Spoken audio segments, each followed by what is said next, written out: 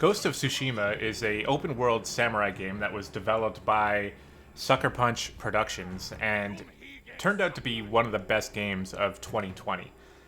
It was a pleasure of mine to pick this game up and finally play through it. I was late to the party. I already knew it was fantastic, but I did myself the favor of actually not really following it too much. I just knew it was a great game, but I didn't really know much about it. So when I finally, picked it up and decided to commit to completing it, I just have never been happier with a choice like that to choose this game and actually play through it. It's an open world game at its core, and it plays very similarly to many other open world games out there. But what I would say about this game in specific is that it handles a lot of the open world mechanics at an expert level, and it really just focuses on being fun to play and not tedious at all. A lot of the side missions or the collectibles or just moving around in the world, whether you're parkouring up mountains or just taking a ride on your horse, it's all just fantastic and beautiful. Also, it has probably one of the most beautiful environments in any video game that I've ever played.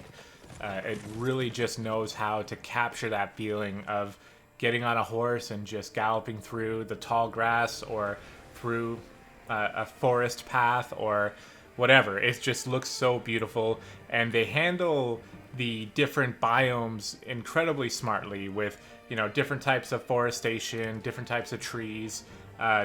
Grass grows differently in different areas. There are some snowy biomes.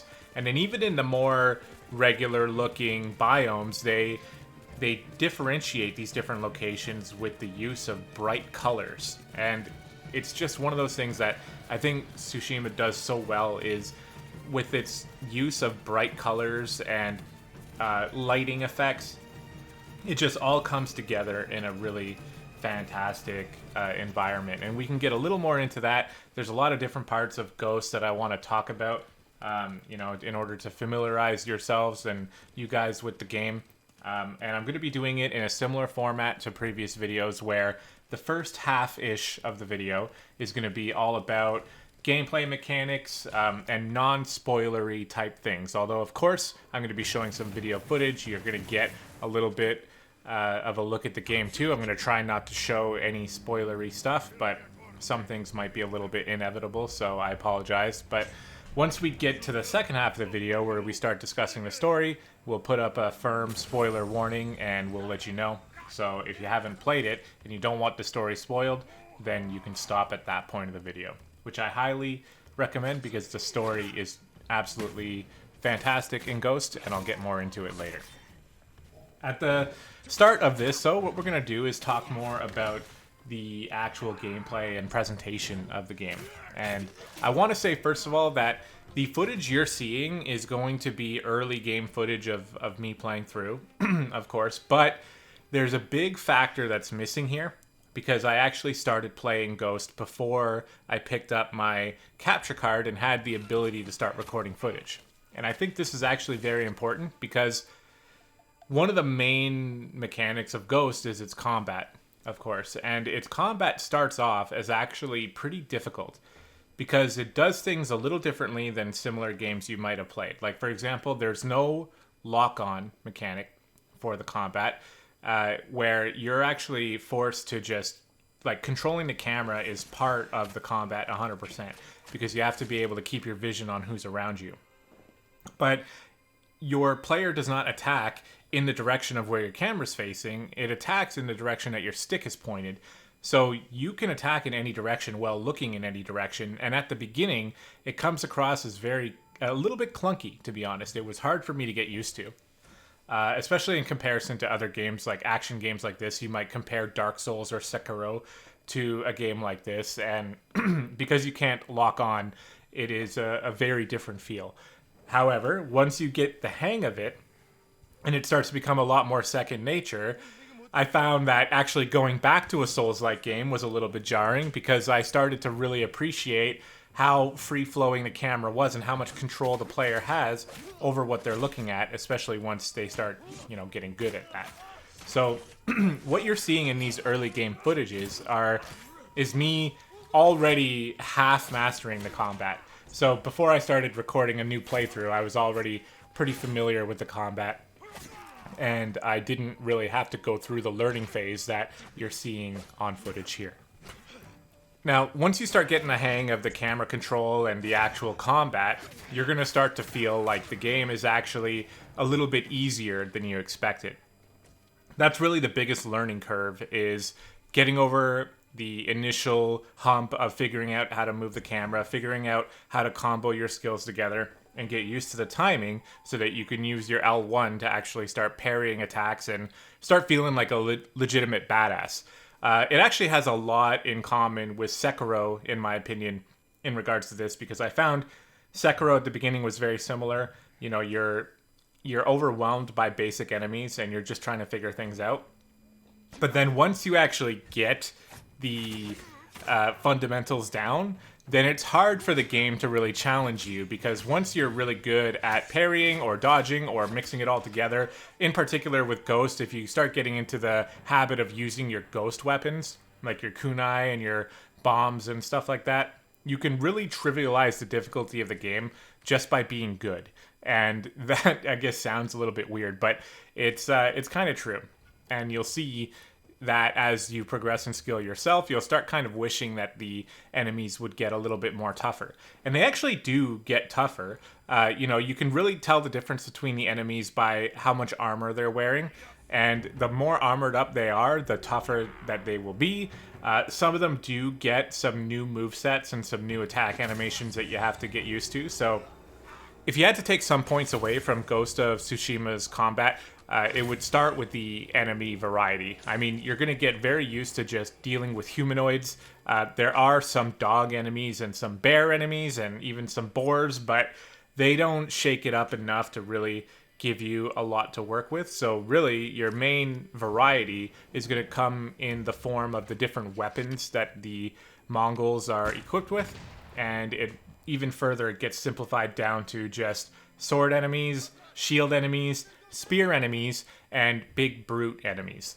And as you progress through the game and you kill more and more leaders, which leaders are just beefed up version of the similar enemy types from before, it's just, do they have a sword or do they have a shield? It changes your tactics when you're fighting them. But as you get further and you start killing more and more leaders, you actually start unlocking more and more combat stances, which allow you to specifically counter very specific enemy types. So at the start, you're good with fighting against swordsmen only, and your heavy attacks kind of just inherently counter all swordsmen. But then you get a stance that helps you with shield enemies, and then your heavy attacks just counter shield enemies. And then you get the spear stance, and then you can counter spear attacks with your heavy attack. And then lastly, you get the brute stance, which allows you to counter brutes with your heavy attack. And at the end of the day, what happened for me was I ended up just getting really comfortable with defending against multiple enemies and dodging away. Sometimes you get overwhelmed, and even though I'm saying it was very easy towards the end, I still had moments where I got overwhelmed and died, or I made a stupid decision and died. So it's not like it was like a cakewalk, really, but once you actually get familiar, it is pretty easy, and it's hard for the game to challenge you too much with just the regular enemies that they throw at you. Even in some scenarios, they throw like 50 plus at you, and all you have to do is just kite them around and just take them out one by one.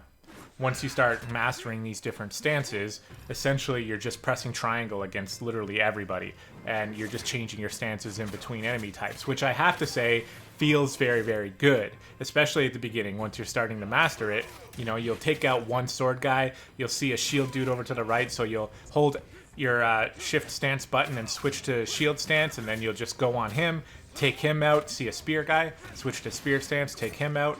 And as you start chaining it all together, it really does feel really, really good.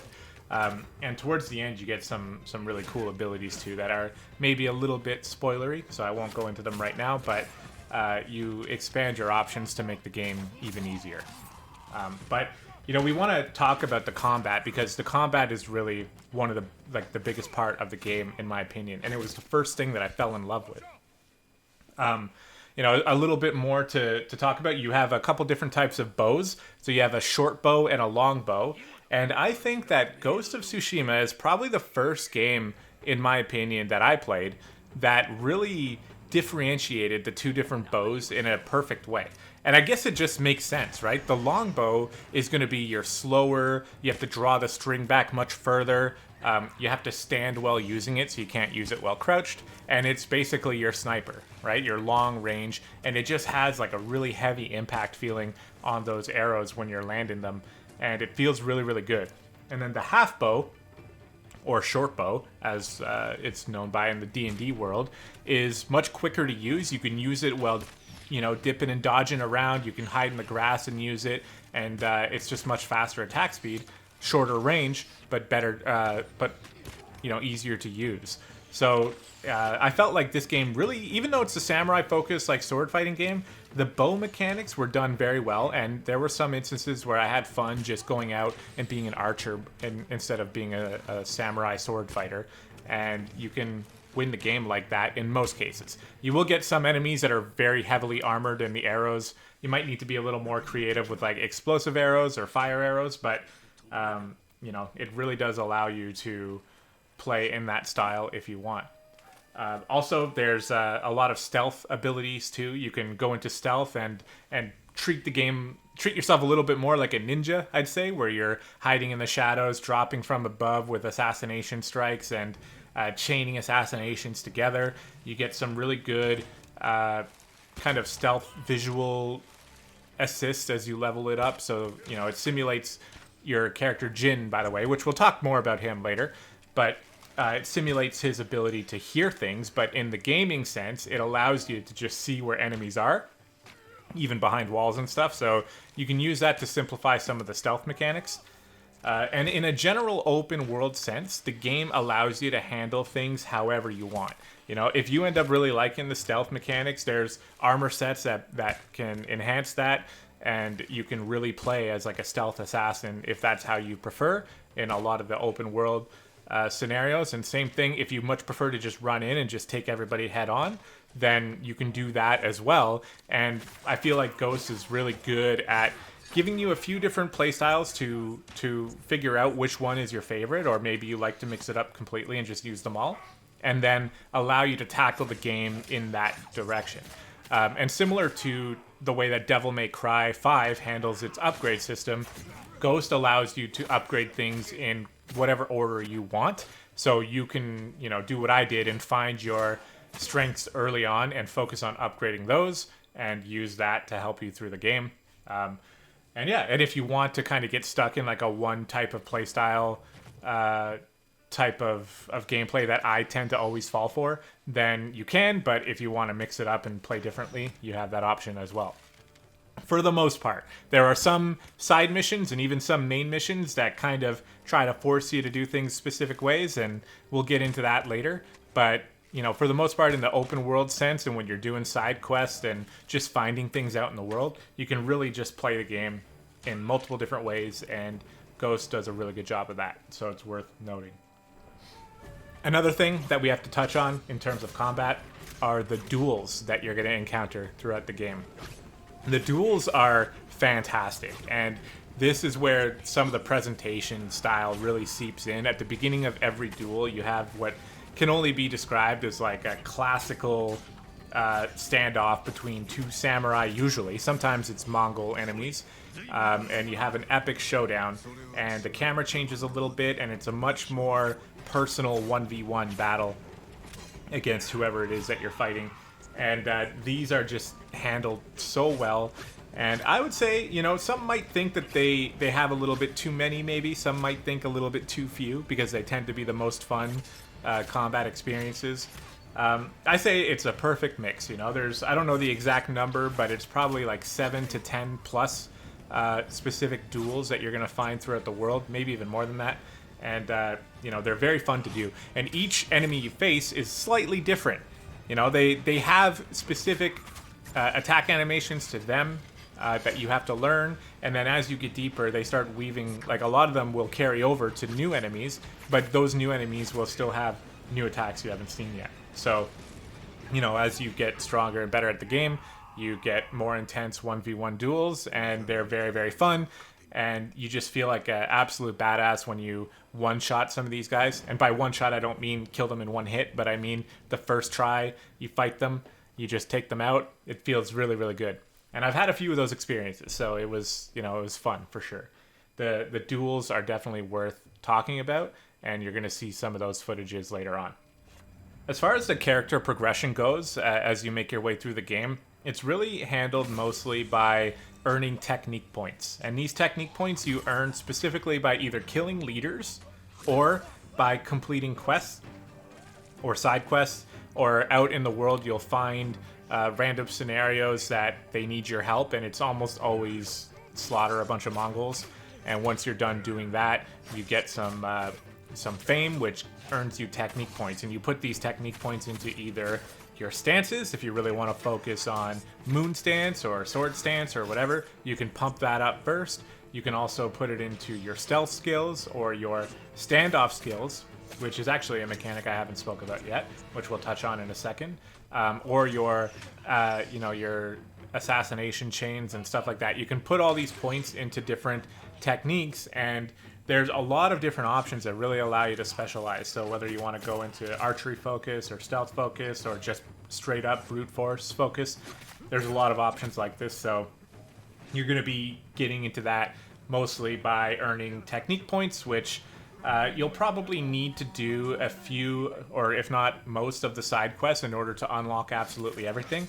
By the time I was done my character, I felt like I was fine with where I was. I didn't really need any more techniques, but there was still some other things I could have gotten. So I wasn't maxed out by any means.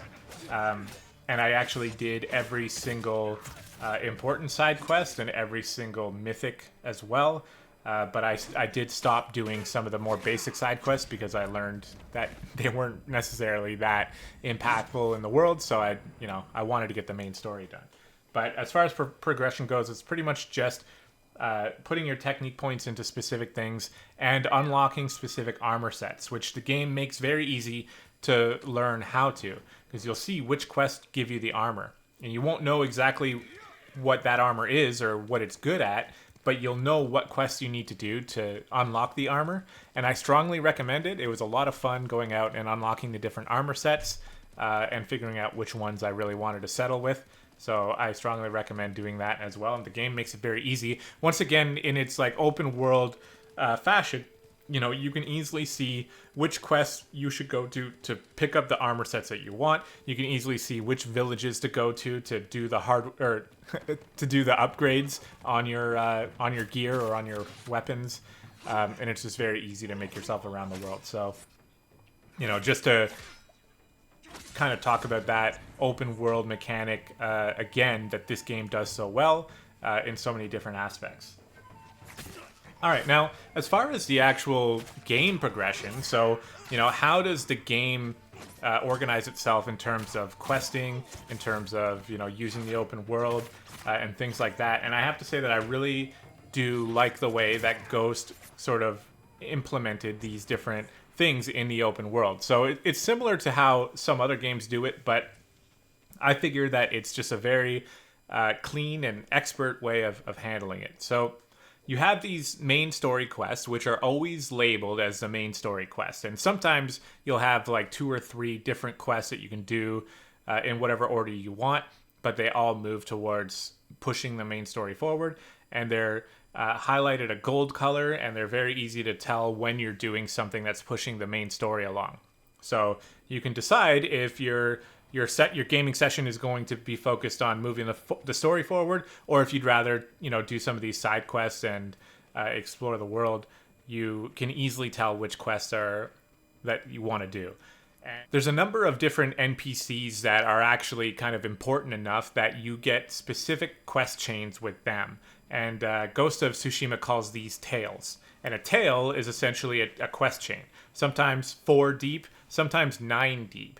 And what these quests are they're just side quests, but they specialize in moving a certain NPC story forward. And these have a lot more story weight to them than your typical side quests that you're going to find like almost hundreds of out in a game. I found myself to be a little bit overwhelmed by the amount of just general side quests there were, which I don't think is a bad thing. You know, I did a whole bunch of them early on. Most of them were just kill these Mongols that are here, kill this bear that's here, and they're not very exciting. So I did eventually stop. But some of them are a little funny, and you know they're worth doing. So if you're having fun with the combat and you're looking for excuses to go out and kill things, then the side quests, that's what they're for. But these NPC tales, I think, are much more important, and I recommend doing them if you can, because it gives you a lot more insight into the characters that are around you, which helps to push the main story forward and get you more invested in, you know, the people who are your friends and the people who maybe are not your friends. And it just makes the story that much more enjoyable. Now, some of these tales are better than others, in my opinion. Some of them are fantastic, and some of them I think are not very good. There's a couple of my least favorite moments in a couple of these tales, both story-wise and actual gameplay-wise. But beyond that, I still think that it's worth doing so that you can really get to know the characters around you. Because at the end of the day, even though Ghost is an extremely fun open world game with great combat mechanics, and you know, technically you don't need to care about the story to have fun with it. As far as the main story goes, it's a lot more on point and a lot more of a better story to invest in.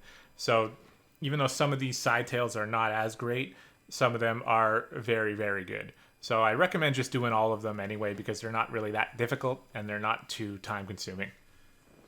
All right, so before we move into some of the story specifics with the main story, I want to talk a little bit about the presentation of Ghost. A lot of times I actually talk about presentation first, but I think Ghost actually uses its presentation in such an expert manner, and it's so well done that it is very possibly more of a selling point even than the combat. And actually, once you get to the point where I did with combat, where I felt like I had it pretty much mastered, then it starts to offer you less, right? The combat, you're starting to just, it's part of the motions and you're just trying to get to the end of the game. So the presentation is there for when you hit that point. And even from start to finish, the presentation it does such a great job just putting you in awe in so many different scenarios, whether you just started or you've been playing for a month already.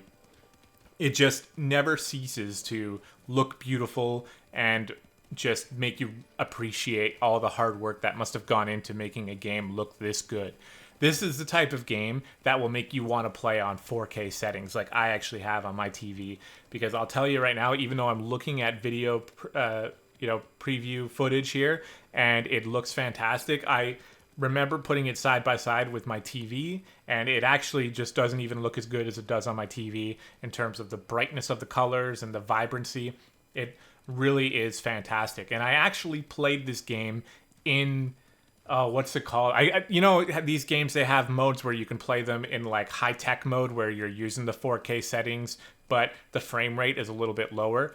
Almost all the time I go to play games in the higher frame rate because I prefer that. But this game is the first game that I put it on the high definition, little bit lower frame rate, and I just loved it on my PS4 Pro. As far as actual frame rate goes, it was overall incredibly very smooth, but there were a couple moments where you can probably feel the 30 FPS a little bit kick in, but it definitely did a great job in making me not feel it for the majority of the gameplay. So if you're a stickler for that, like I am, I tend to struggle to play 30 FPS games because I just really like the feel of a 60 frame per second instead. But this game, it was worth every minute. Every little 30 frames per second dip that might have happened, I would do it again in the same way, just so that I can look at how beautiful this game is and how well it uses colors and high definition to just make it an impressive world. And really the best way I can show you the best way I can explain it is by just showing you some of my favorite clips. So no doubt you'll be seeing some of the more beautiful images that I came across while playing the game. And just know that on a 4K TV, it just looks so much better even. So if you have that and you want to really push it to the limit and you don't have a PS5 yet anyway, definitely Ghost of Tsushima is probably one of the most beautiful looking environments you'll ever see. And I think it's almost a meme these days with people just talking about that. So I'm sure you've already heard it, but now you're seeing it and you can just understand. And this doesn't only speak for the environments, although to a bit of a lesser extent, the cutscenes are pretty well done as well. Now, if you take the Devil May Cry character art and put it up against Ghost of Tsushima, I think Devil May Cry's characters look nicer because I think that was a major strength by that game. But this game still looks very good with the character art. There are moments, though, where you can tell that it's giving you, like, the shitty cutscene, where you'll see it a lot when you're doing these side quests with some of these NPCs that are just called peasant. You get kind of, like, the shitty fidelity cutscenes, but then when you're doing the real main story stuff and it really wants to show you good stuff, it steps it up for those and it looks much better. And it still looks very good in these story cutscenes as well, and these battle scenes and these different things you'll be seeing. The high fidelity graphics are not only on the leaves falling from the sky or the beautiful sunlight coming through the trees. The characters do look very good as well. And if we're going to move on to the next stage of presentation, we'll be talking about sound design. And usually, as far as the actual gameplay sound effects, they're fine. I have nothing specific to say about them. It's going to take, something in particularly special to get me to talk about a sound effect. And sometimes that'll happen. But Ghost of Tsushima, good sound effects. They're not bad. They're not overwhelmingly good either. They're well done. So in regards to the voice acting, we actually started the game with Japanese voice acting because we wanted that like real authentic feel. And in a lot of these games, I actually do play with Japanese voiceovers because one of my opinions, which maybe is true, maybe is not, but I find that Japanese voice acting does a great job of negating poor voice acting.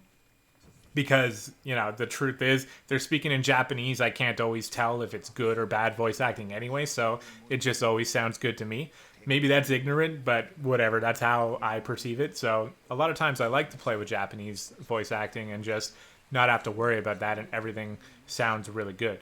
The Japanese voice acting in Ghost of Tsushima is fantastic as far as I can tell. I can't really critique it very well, but it's good. However, halfway through, we did switch to English voice acting because we wanted to see, how it was and whether or not it was, fun to play with that as well. And we actually stuck with English all the way to the end of the game, which I think really enhanced the story for me in particular because the main characters in Ghost are voiced incredibly well. Jin his voice actor is fantastic. Yuna does a fantastic job. Shimura is a great voice actor, and even the boss, Koten Khan, is really well done through the English voice actor. So, these are all really good. Some of the side NPCs may be a little less good, but I don't have any major complaints about any of them. As far as the real stars, though, the main characters, Jin Sakai, Yuna, and Shimura are just very, very well done. And it all comes together at the end where it's you're glad that they do a good job is all I'll say. We're getting to the end here, but we want to talk about the music. Now, the music is one of my favorite things to talk about in any game.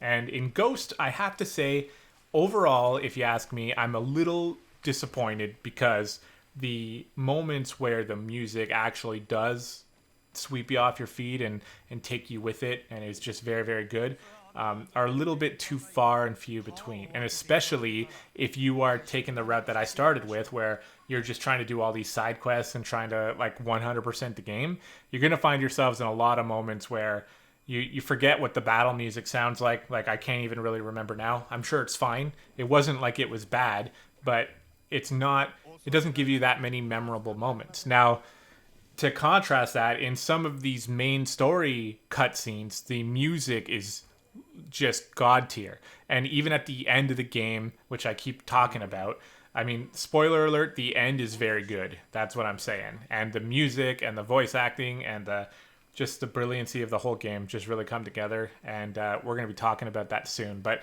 the music has its best moments towards the end when the cutscenes hold a lot of weight and a lot of important things are happening.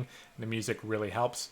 So in those cases, it's very, very good. I don't really know how you would do it, but maybe because these open world games, they don't really like to have like an open world theme because you kind of hear it a little bit too often. Maybe, I guess, but some other MMOs do it by just changing up the song based on the biome. I don't know. I would say, there were some ways to improve the music in Ghost, but when it does its job well, it really does its job well. I just am one of those sticklers for music where I will go listen to the soundtrack after, and I will keep it in my playlist if I like it. And I haven't made a full decision on whether I'm doing that with Ghost yet, because some of the music is very good, but it's not something like DMC 5 where immediately I knew there was like a few songs that I really, really liked, right? And DMC uses music to improve the game a lot more than Ghost does, but it's not that Ghost doesn't do it, and you will see some of those clips later where the music really, really does, show itself off and sounds fantastic. Okay, I think that's going to do it for the first kind of half-ish of this video, and I think from now on, I'm going to give you guys the firm spoiler warning. Everything I talk about and show you on screen after this fact is probably going to be considered a spoiler. I am going to talk about the ending, and I'm going to show you after I'm done talking a lot of my favorite clips of the game, which usually ends up being about 15 to 30 minutes long of all of my favorite parts, including full-on cutscenes, and also probably the ending. So if you don't want to see it, then now is the time to stop. But if you do want to, then I highly suggest sticking around, because some of my favorite moments in the game are just so good, and I can't wait to even just watch them again myself. So anyway, from this point forward, we are in spoiler territory.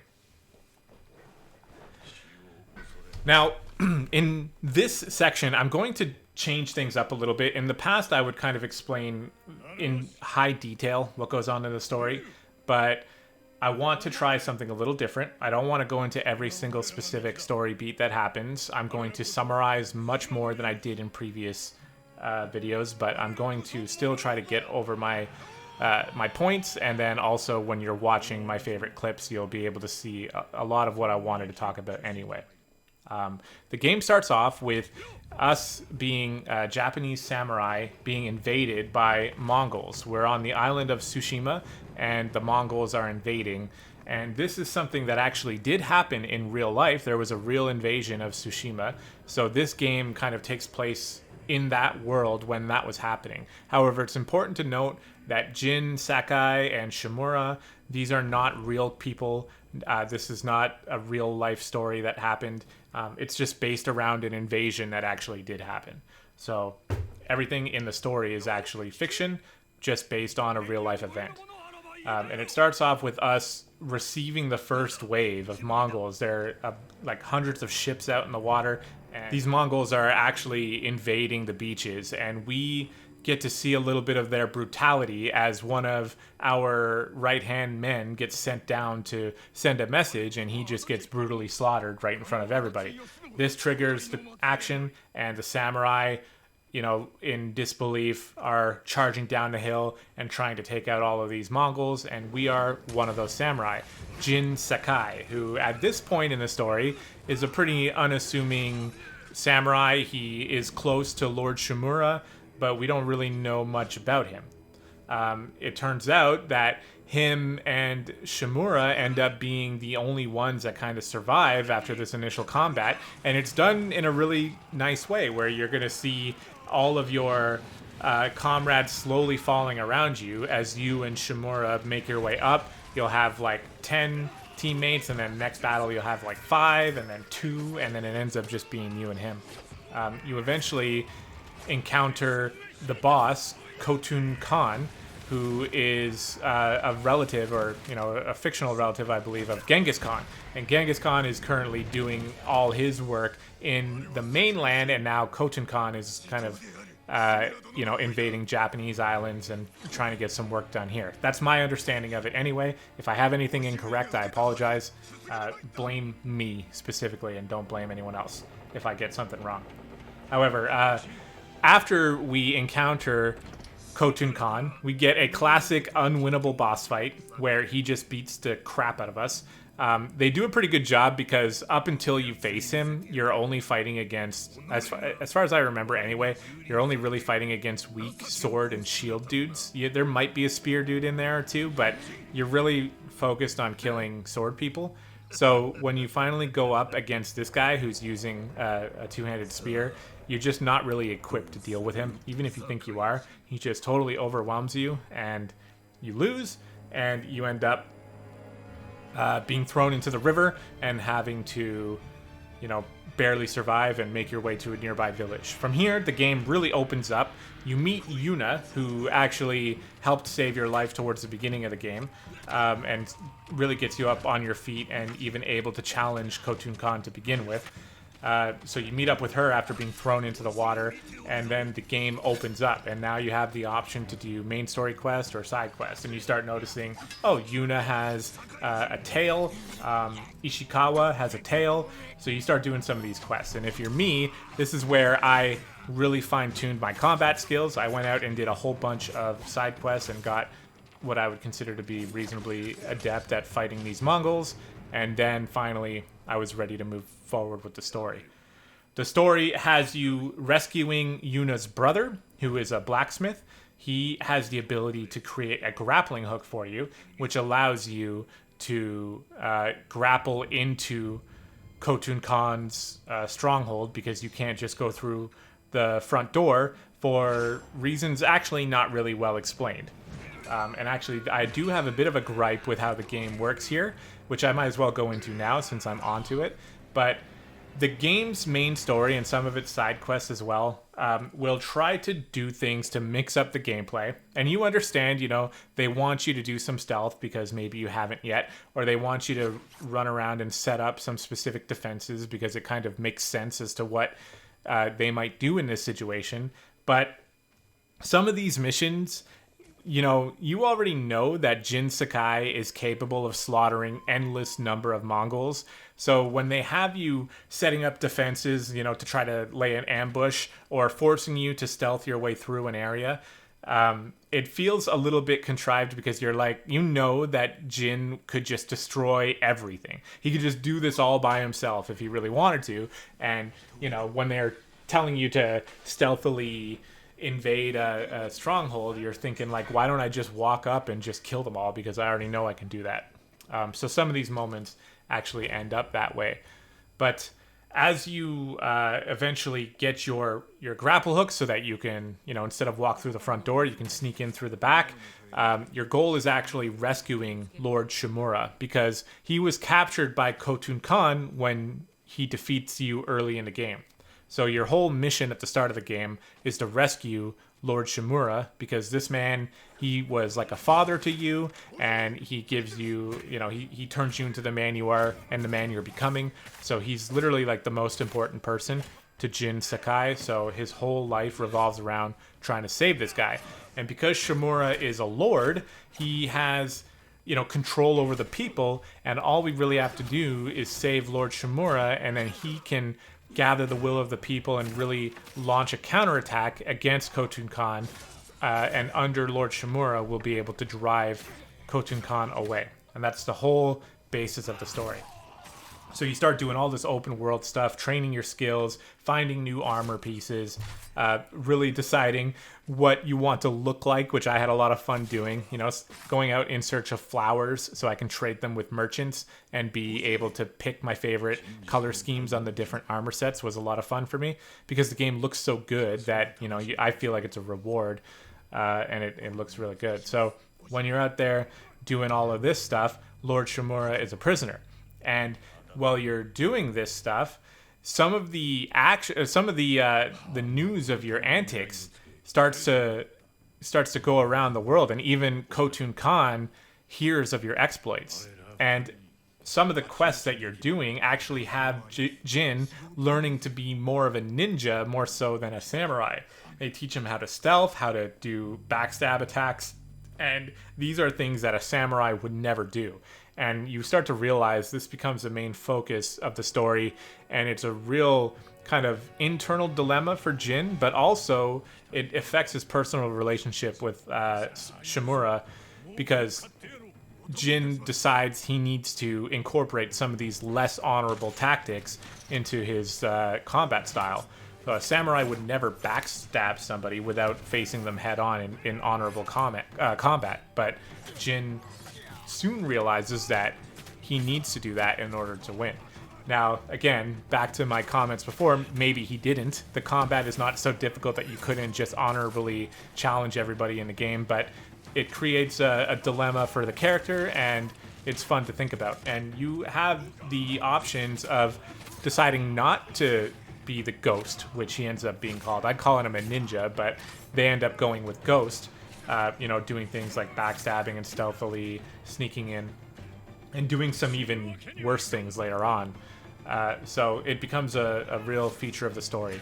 Are you an honorable samurai, or does honor not matter when you're trying to save your people and honor is not working, right? So it's kind of cliched, but it's still something that was really fun to experience. And that's something I kind of want to comment on with Ghost in general too.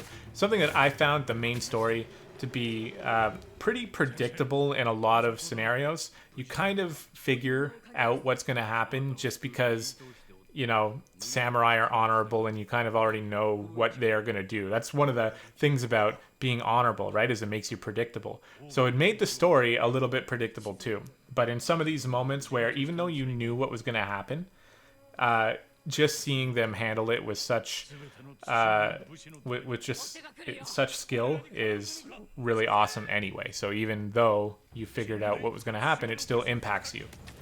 So anyway, we get this grapple hook from Taka, and Taka ends up becoming a important character in and of itself. He is Yuna's brother, and he's the blacksmith who makes the grappling hook. You use the grappling hook, you actually get into the castle, and you rescue Shimura, and Koten Kan just runs off because he knows, he's got something more important to do, and he basically just lets you rescue Shimura. And when you get Shimura, Shimura starts to question Jin about some of the stories he's heard about the ghost, and Jin is a little defensive because he feels like he's doing everything he can, and it's true. Literally none of the positive stuff that happens to Shimura or the Japanese people would not happen without Jin, even though he's doing some less honorable things.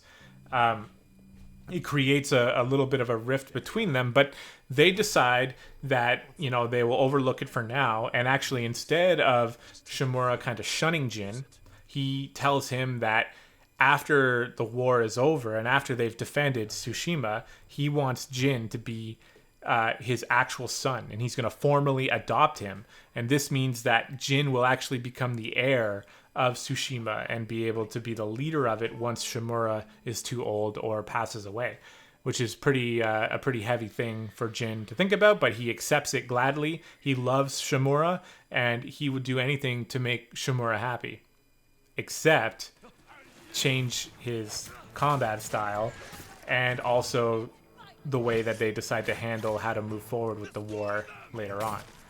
So after we rescue Shimura, we're tasked with kind of going around the world and gathering some allies. We have to gather the Yarikawa clan, who is a little bit interesting because in the lore, Shimura actually beat down the Yarikawa clan to take ownership of the island, and now he needs them to help him. So there's a little bit of tension there, but we do the typical open world game thing where we solve their quests and we make them trust us, and then we win them over. And there's some other things going on with some of our close friends as well with some of these tales. Sensei Ishikawa has a thing going on with one of his students that we help with. There is a few other things happening with those side quest characters, but once we kind of get everything together and we're ready to launch an offensive on the Khan, he actually backs off and moves into the more northern territory and leaves the whole southern territory to us. So now we're actually really starting to take over Tsushima, but more and more things happen that start to cause a rift between Shimura and Jin. So Shimura is locked in with his honorable style of just going head on, fighting fair fights, and actually sacrificing a lot of his men because of that. Where Ghost, or Jin, is much more comfortable stealthing into the back lines, gathering information, and he even goes a little bit too far in one case where he actually develops a poison that he uses to infiltrate a Mongol base, and he poisons their milk of all things while they're all drinking it to celebrate victory tomorrow. He ends up poisoning a whole shit ton of them, and it makes the invasion of this particular stronghold way too easy. And Shimura actually just walks in the front door and sees all of these people, and he actually watches Jin go into like a bit of a ghosty rage where he totally slaughters a Mongol leader from behind, just chops his head off right in front of Shimura, and goes into ghost stance, which is really, really cool, by the way, and you will see some of that. But he does it all in front of Shimura, and Shimura just like realizes what his potential son is becoming, and he essentially issues him an ultimatum, and he tells him, like, moving forward in this war, you have to let go of the ghost. You have to become an honorable samurai. And it looks like Jin is thinking about maybe doing that, but there ends up being a scenario where they're planning on assaulting another Mongol stronghold, and Jin uses his stealth to determine that it's a massive trap. And if they go through with Lord Shimura's plan, they're going to lose hundreds of men for no reason. But Shimura is deadlocked in his honorable thing, so there's no changing his mind. So Jin goes in and takes care of it on his own, and he does it the dishonorable way. After this, Shimura essentially, like, they go their separate ways, and they don't make anything official of it, but it's very clear that Jin is starting to feel like maybe his own people are going to turn against him because he's being dishonorable. He does have some friends that will stick with him no matter what. Yuna is actually kind of encouraging his ghosty side, and he's got some other friends that understand that, you know, he's ghosty and he's not using honor all the time, but he is, you know, they'll stick with him because they understand the choices he's making. And especially, like, this really starts to grow into almost the main conflict when you start hearing NPCs around the world talk about the ghost army, and all these, like, the peasants, the people, are actually rallying behind the ghost because they understand what he's doing, and he's making things happen. You know, things are getting better because of his actions, not because of Shimura. So now Shimura is not even certain that he'll be able to control the people. Even if they do win this war, he's not going to be able to control the people to follow his will when a lot of them are following the ghost. So this is going to be a big problem in the future, even if they are successful. However, the story pushes forward towards completing the war, and there's one particular scene where we have to sneak in to Shimura's castle, actually. So we're sneaking in against our own people. There's no combat. You're not allowed to fight anybody. You leave him a message, and then you escape. But you actually escape on your horse. You have to get your samurai horse back, which the game allows you to name at the beginning of the game. So I named my horse Sora. And at this point, you're with Sora for like probably 20, 25 hours. You've done so much open world stuff with Sora. You know, Jin says his name, and you just feel like this is Jin's horse. So, of course, they wait the perfect amount of time. They give you almost the whole game with Sora. And then, as you escape, you end up being fired upon by arrows, and a cutscene happens where it's unavoidable, and Sora ends up getting pegged with like 3 or 4 arrows and just barely has the strength to get you out of there. And it's one of the saddest moments in the game where you can tell he's not going to make it, and you get this beautiful cutscene with Sora just giving you the last of his strength, and Jin has to push forward without a horse. Later on, they do give him another horse, which you can also name, and they handle this part kind of okay.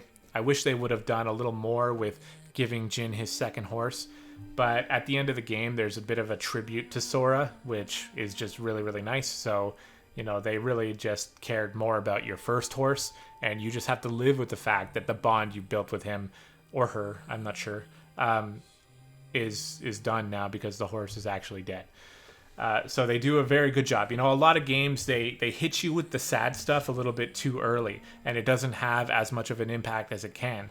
But even though I was sad to lose Sora, I love it when games give you hours and hours of time to build a bond with a character, even if it's just your horse.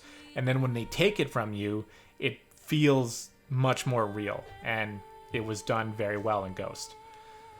After this, you end up pretty much separating yourself from Shimura, and you have Shimura's camp and you have the Ghost camp. And with the Ghost, we have all of our friends we've been doing their side quests for, and a few of the Yarikawa citizens and the peasants that are choosing to follow us are in our camp, and the Lord Shimura and his honorable guard are in another camp. And what we end up doing is we end up assaulting the Khan first before Shimura does, and we just want to deal with it all ourselves because we don't want Shimura, going the honorable path that the Khan is already expecting, and that will end up losing him hundreds of men. So we end up going through, and these quests are done pretty well. It's basically just a gigantic infiltration of the Khan's final stronghold. You have to be stealthy through some parts of it. Other parts, you're just slaughtering countless numbers of Mongols, and then eventually you make it to the final battle with Khotun Khan, and this time you're actually fighting him in a fair battle. Although I say fair because after it becomes apparent that you're starting to beat him, he starts backing up and he starts giving you different arenas to fight in, and you have to chase him down a number of times, and each time you chase him you get what could be considered more and more difficult battle arenas where you have archers firing at you now, and you have big brutes running in to try to disrupt. But at this point, you're a master samurai. You have tons of tricks up your sleeve. You kite them around, you pick them off one by one, and finally, you start slaughtering the Khan. And he also does an interesting thing where he starts changing up his weapons, which just makes sense because otherwise, if he's in spear mode the whole time, you're just using one combat stance. So he changes his weapon style in order to force you to change stances, but it's not that difficult, and you end up taking him out in what is one of the more satisfying boss fights where you're gonna kill this fucking guy because he's just been such an asshole all game. And finally, after all is said and done, all the shit you've had to go through, all the rift with your uncle Shimura, or soon to be father, all this stuff happening to all these people, and I actually totally skipped over something which I forgot to include a very key moment, which definitely you'll be seeing the clip later, but there's one moment where Taka actually gives up his life for Jin, and this allows Jin to escape, but it devastates Yuna, who was just trying to get out of Tsushima and have a happy life with her brother. Taka has a also predictable but very brave final moment, and it's very well done. So this has happened, and all this stuff has happened, and everybody's just tired of the Mongols. Finally, you kill the boss, and things can start moving forward. And there's a nice moment of where you can release the tension, and you meet up with Yuna, and Yuna's helping you off, and then the game kind of quiets down, and then you realize okay, it seems like the game's over, but I'm actually realizing that I haven't settled things with Shimura yet. And of course, there is a summon from Shimura. He summons you to meet you in the only location he can meet you in, under the tree with the red leaves, that you've had a number of cutscenes with him already before, as Shimura teaching young Jin how to be an honorable samurai, and even training him how to fight. Now we have to meet Shimura in this location, and it's a quiet jaunt over there, and you're listening to the music, and you know what's going to have to happen. So when you first meet up with Shimura after all is said and done, you're not even wearing your samurai armor anymore. You're just a normal Jin with your sword, and he's a normal Shimura with his sword. And they're actually quite cordial at first. They're nice to each other. They express gratitude about the war being over, and you end up going on a little bit of a journey. And while you're on this journey, Shimura tells Jin that the Shogun, which I can only describe as them being like they're the bosses of Shimura, right? The Shogun are like the head of Japan, like in its entirety, I guess.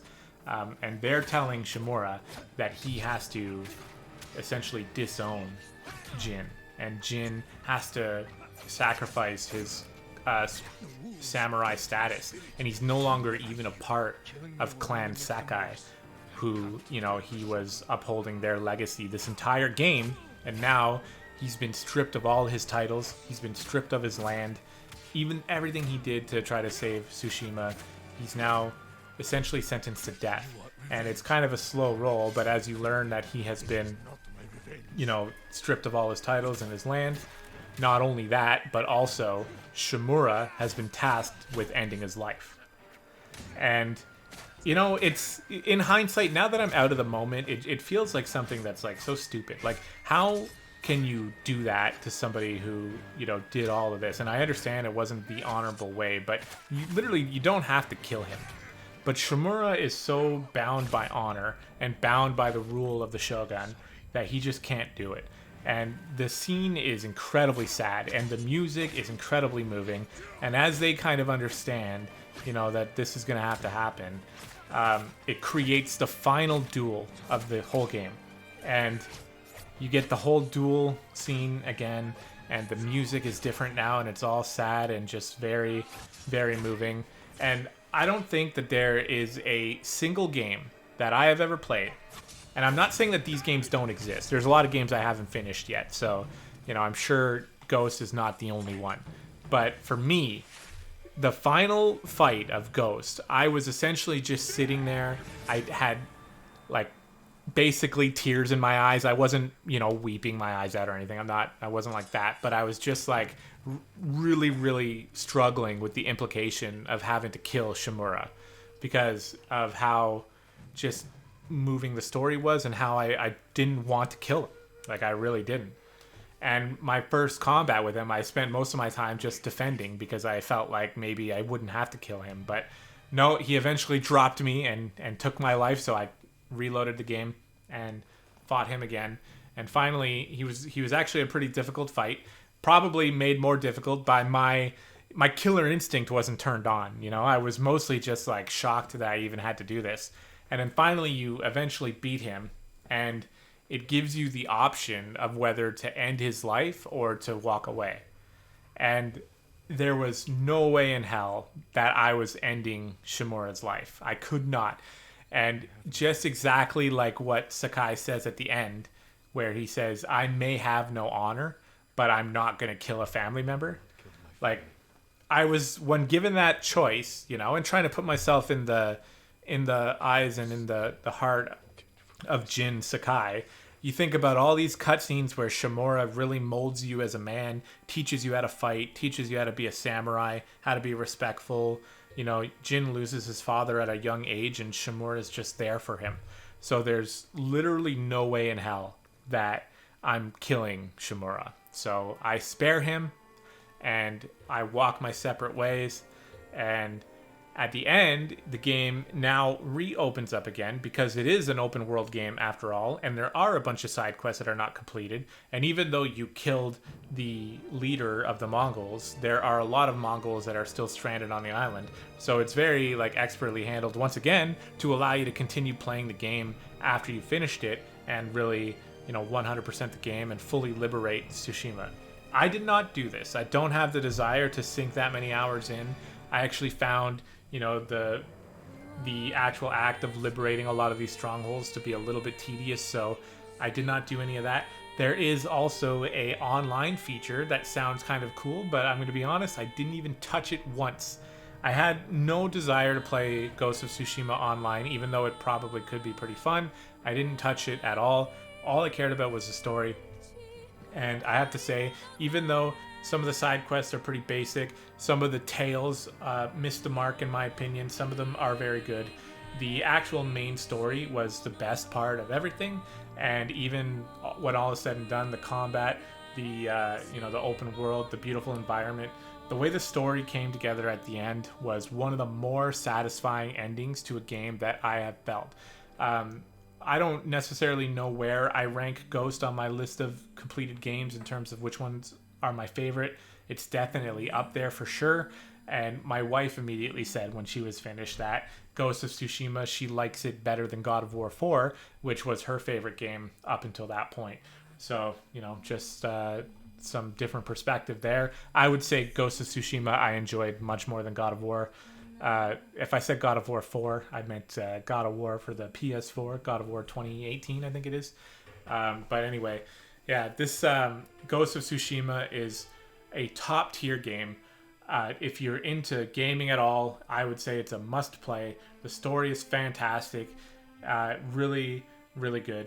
And yeah, that's going to do it for the commentary part of this video. So I hope you guys enjoyed. The rest of this is going to be just clips of my favorite moments from the game. Incredibly story spoiler heavy. But still, at this point, you've already been spoiled. So if you want to see some of those, it's kind of my favorite thing to do in these videos. It's one thing that's a little bit personal to me. I don't really see other videos doing stuff like this where it's just literal footage, no commentary over it, and you can just maybe try to get some of that, awesome sauce that I got from the game. So hope you guys enjoyed this video. I'm very happy that I can put this out here and start moving on to the next one, and we will see you guys next time.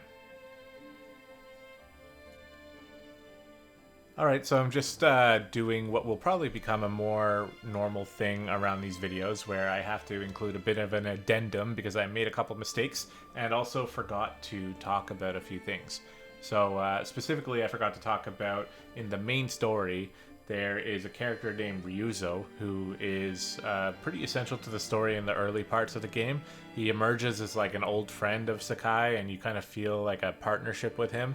But things happen in the story where they end up going separate ways and even becoming enemies, and it creates a really cool duel. And also, just if I was telling the story again, this is something that I should have remembered to talk about. So I forgot about Ryuzo. You'll see some clips involving him in a bit. Also, I forgot to talk about upgrading your gear, which is kind of an essential part of open world games. I just forgot to describe how the upgrades actually work. Specifically in regards to your armor set, because each different armor set gives you specific bonuses towards either staggering your enemies or quicker archery shots or better stealth, different things like that.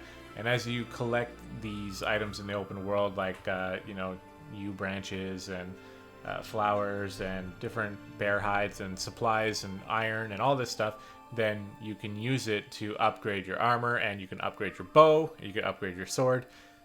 So these are things that I just forgot to touch on a little bit in terms of character progression. You have your technique points that make you stronger, but also you can upgrade your gear to make yourself stronger as well. And it's something I should have talked about. And then finally, I forgot to mention the Mythic Tales, which are these 6 kind of super quests that take a little bit longer, usually between 30 minutes to an hour. And they're much more involved quests. They have these neat legendary tales behind them, and it's all usually about either some sort of legend or something strange happening in the world, and they always give you really awesome rewards. So you can get some things like some new attacks, whole new attack animations. You can set your sword on fire, things like that. Really worth unlocking the ability to do that.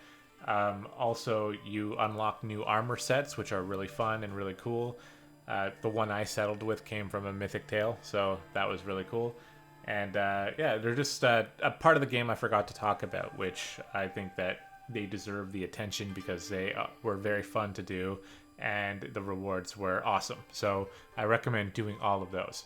Anyway, that's going to do it now for good. I'm sure I still forgot some things, and I'm sure I got some parts of the game wrong, but overall, I think I gave you a good taste of it. I do apologize the video was so long, but I'm kind of a rambly guy, and it looks like this is how long it was destined to be. So hope you enjoyed anyway, and we will talk to you in the next one. Okay, very sorry, addendum number 2. A few other things I forgot to mention. First of all, the wind system that Ghost uses to navigate you through the open world is probably one of the most elegant and beautiful systems to help in an open world game like this get you from point A to point B without forcing you to either have a mini map on the screen or, you know, a bunch of markers all over the screen. You don't even really have to open your map barely at all to find out where to go. The wind just guides you, and you just swipe up on the PS4 pad. It activates the wind, and you just follow it, and it's beautiful. So it's pretty stupid I went a whole hour without mentioning that part at all. It's definitely unique to Ghost, and they did it very, very well. I also got a couple of the story beats mixed up a little bit, specifically from what I can remember when I was talking about escaping from Shimura with your horse, and you end up losing your horse. I got the situations mixed up a little bit. That doesn't happen after you leave Shimura a message. That happens before that part. So just apologies for that. And of course, I forgot to mention some of the other open world mechanics the game has, like the fox shrines that you can find, or the bamboo striking poles, or the haiku places where you can write a haiku and recite it with some cool Japanese music. Some hot springs where you can reflect on the story and things that have happened. Just some really cool open world things to find, where the game uses this golden bird that's going to show up like 1,000 times while you play the game. You'll hear this golden bird, and you have the option to follow it, and it will take you to all of these different locations, including quests, you know, these bamboo poles, and all sorts of random points of interest. So I forgot to mention that as part of the game. So I apologize. These are things that I probably should have talked about in an overview of Ghost, but when I was rattling everything off, there's just so much to talk about that some of it slips through the cracks. So sorry about that, but that should do it now. And I promise you guys from now on, you'll be able to watch my favorite moments of the game. So thank you for putting up with me. And now, enjoy the clips.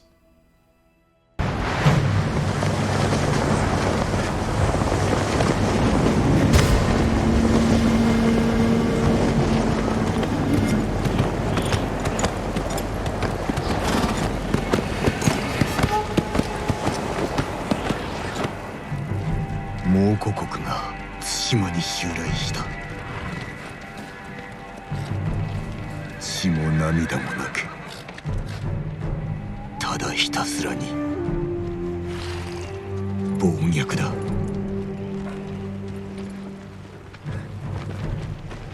我が方は80、無勢なれど対馬の民を守らねばならない。今日俺はこの命を捨てる。船が海を覆っている。死を恐れるな。飲み込まれるぞ。習わし、武勇、誉れ、それが我らが道だ。我らこそ島の勇士。我らこそモノノフだ。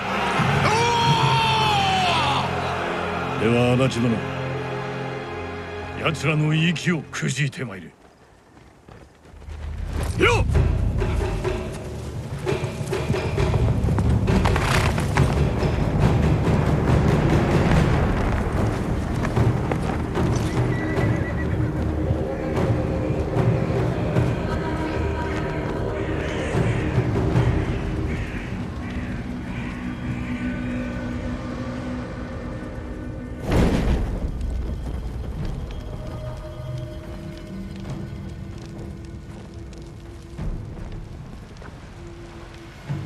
よーく聞け。腕に覚えのものあらばいいでよ。なだ、チム2だ。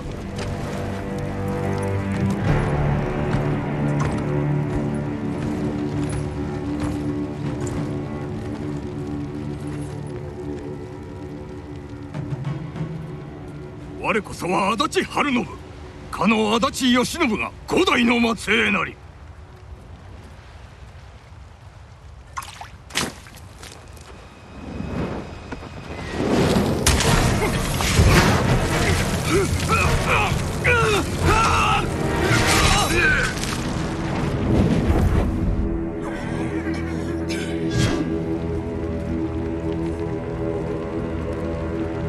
侍、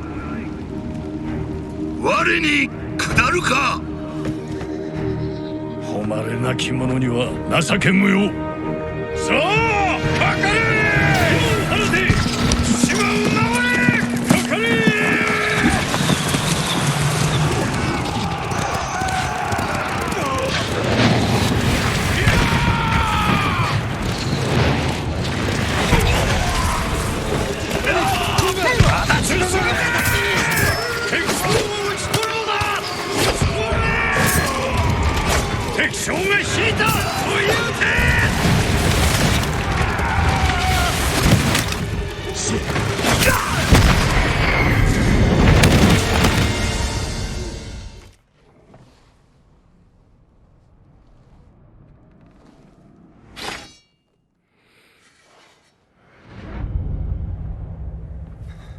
我が名は酒井仁。地頭である志村殿の甥。臆病ではない。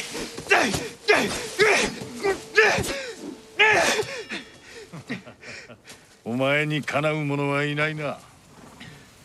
だがまだまだ太刀に振り回されておる。稽古中です。父親の武具でか。これは酒井家の宝刀。戦を鎮め命を救った太刀だ。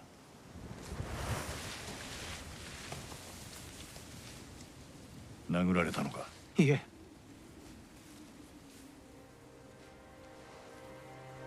身を守る術を教えてやろう。心得ています。刃を操るには何よりもまずその心を鎮めねばならんぞ。できます、叔父上。そうか。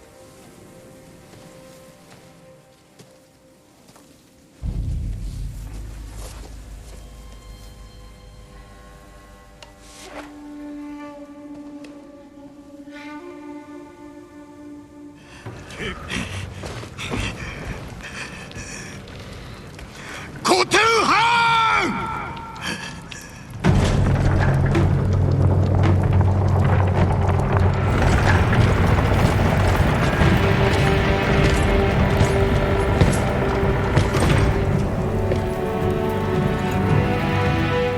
我は酒井仁、地頭である志村殿の甥だ。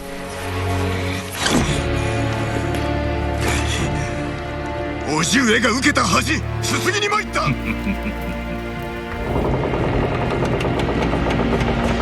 仁、志村から己のことは聞いておるぞ、酒井仁。こやつに見せてやる。己が我に蹂躙されて情けをこう姿をな。仁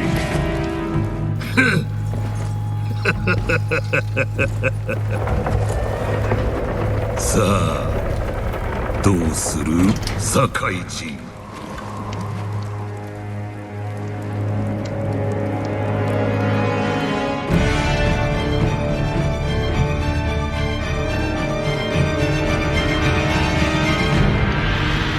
来い、総表明。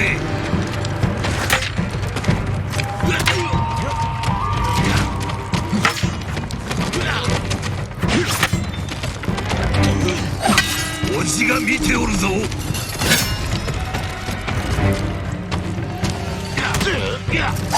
諦めろ、酒井仁。黙れ外道め。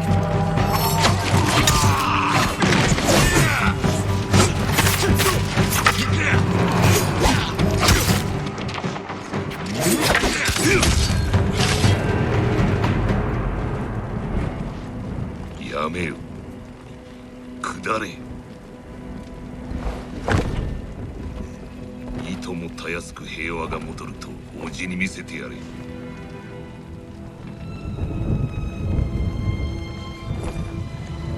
死にたくはなかろう。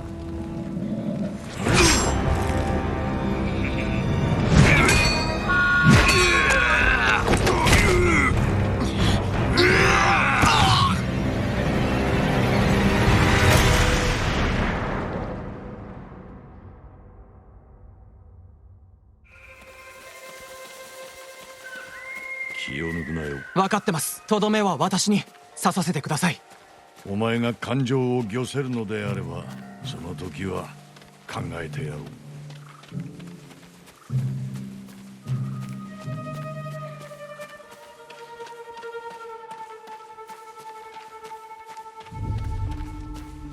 いました。夜な、生きておるやもしれん。この焼き傷では死なぬはず。見てください。この傷の跡は矢ではありません。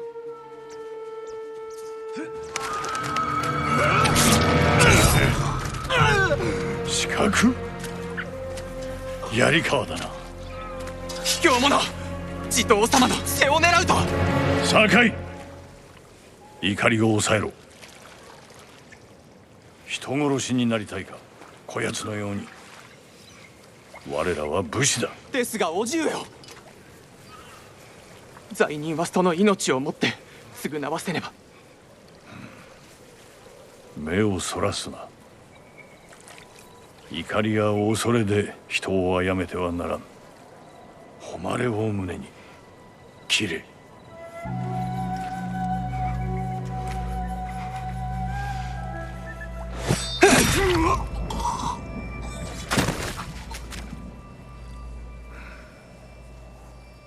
敵を前にして背を向けてはならぬ。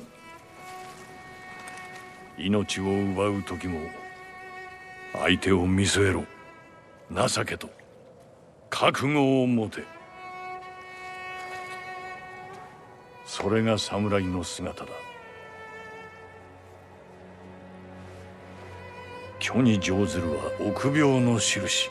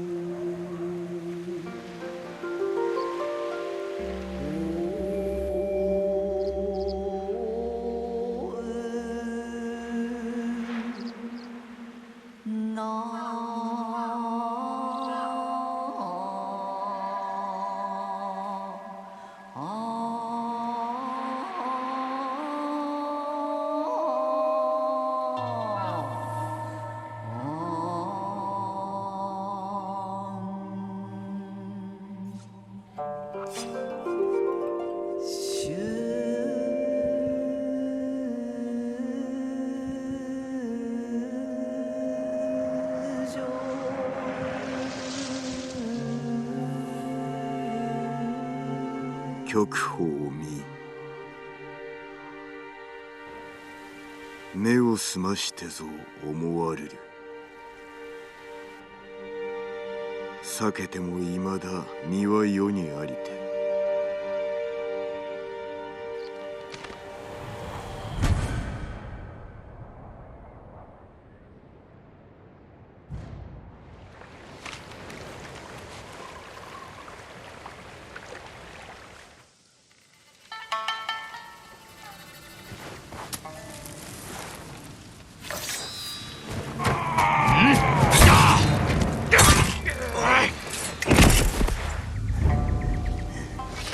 陣、酒井陣か。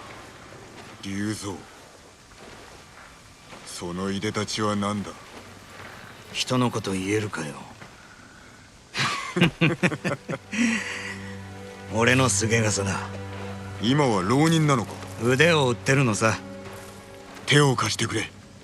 頭と話したい。菰田で死んだよ。浜にいたのか。大勢死んじまった。こちらもだ。手を結んで仇を討とう。まず叔父上を救いたい。無事なのか。みんな怪我を負ってるし、飯も食えてない。そんな連中に命を張れなんて頼めねえよ。もちろん褒美は出るぞ。猛虎を成敗すれば叔父上も報いてくださる。望みのままに。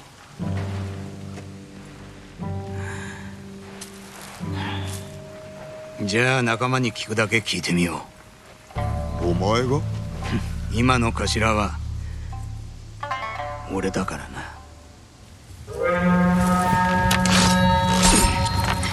手を打つのか。考えておこう。引くでないぞ。当然だ。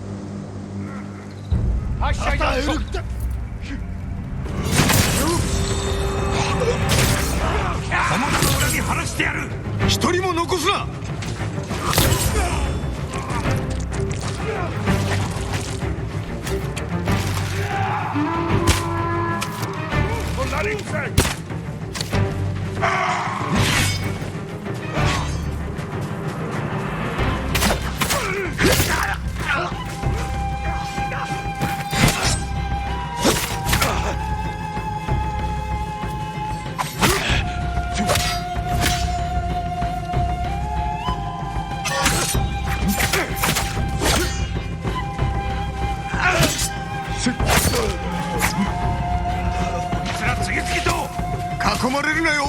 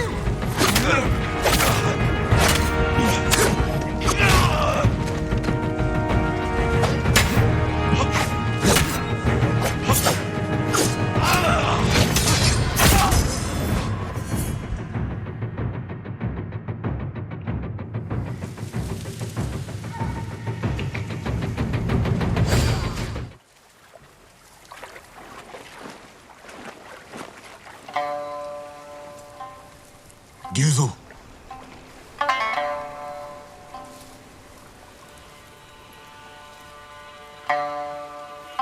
クロードの首を差し出せば褒美をもらえるとさ。お前。仲間が腹をすかしてんだよ。叔父上をお助けすれば召し抱えてもらえる。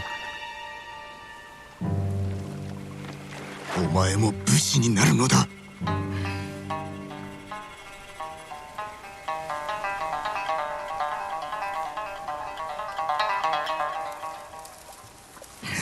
そして死ねというのか。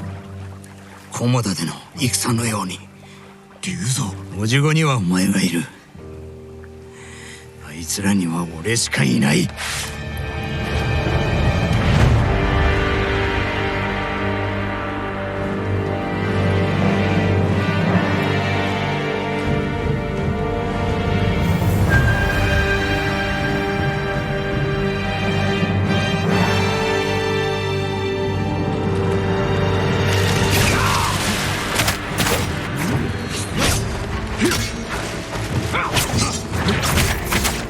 苦しめはしない。友ではないのか。もう昔の話だ。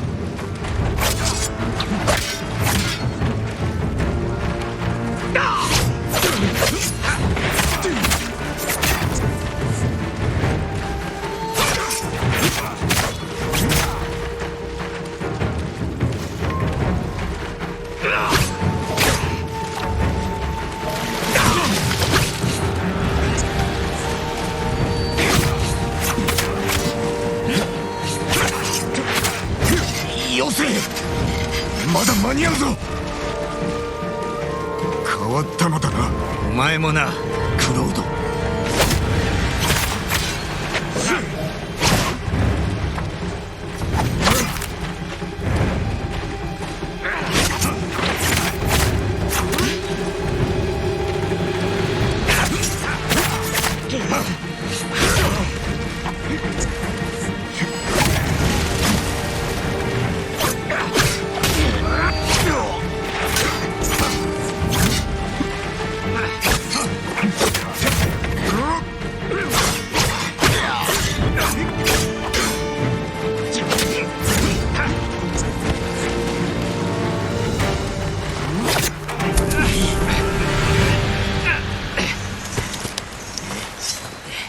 龍蔵、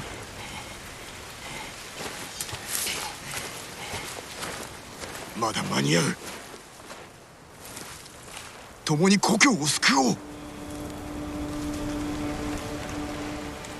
今じゃもうこのもんだ。龍蔵、侍だ。侍がいるぞ。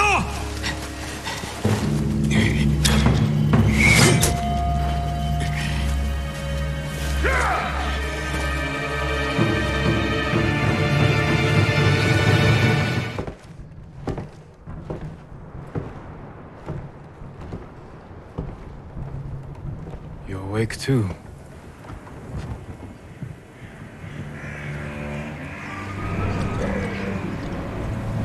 I killed the samurai. A chance to a bunch of farmers have. We have to try.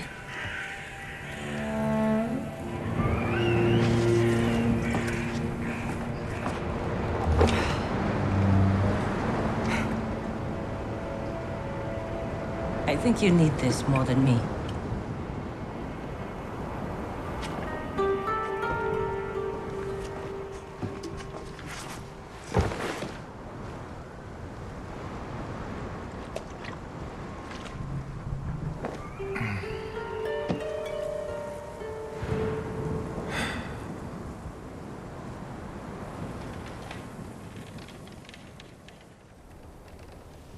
Kenji spent the rest of the day wearing one sandal.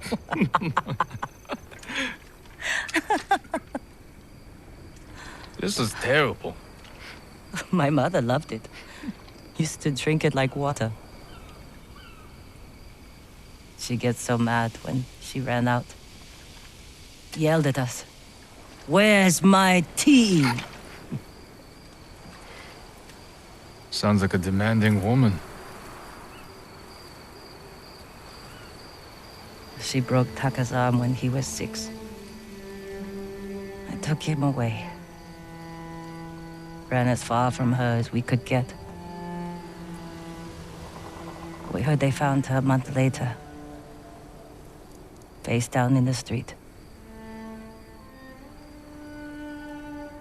You were brave to protect your brother.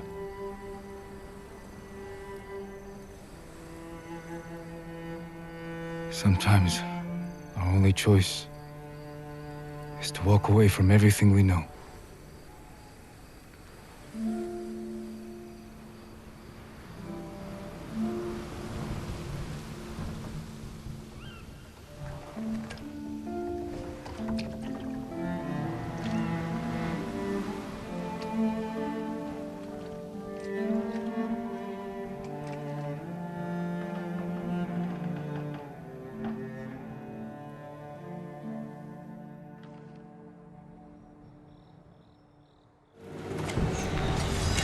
Temuge!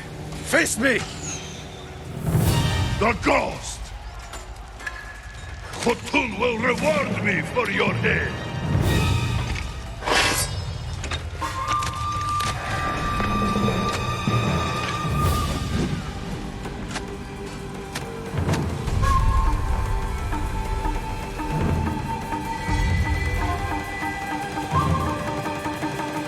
I am Jin Sakai, and I have killed men like you all across our island.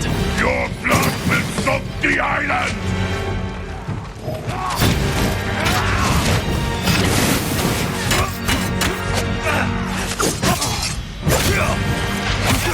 Careful, Temuge. You can't get Khotun's reward if you're dead. A lucky blow! You will not get another!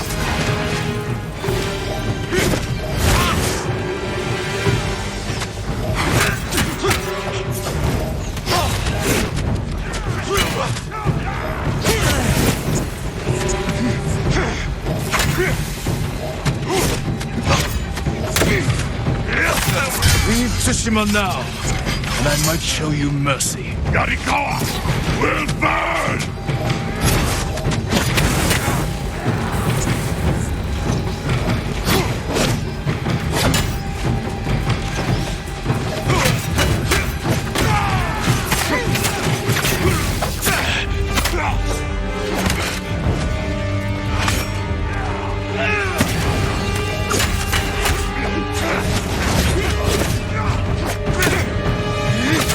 You have killed men in many countries, Temuge, but here, you die.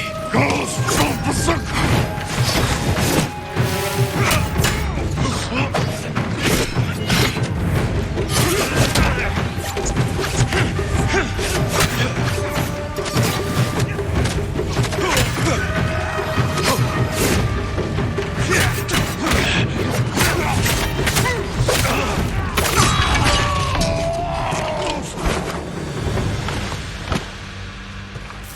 Ghost, why Dagyumban?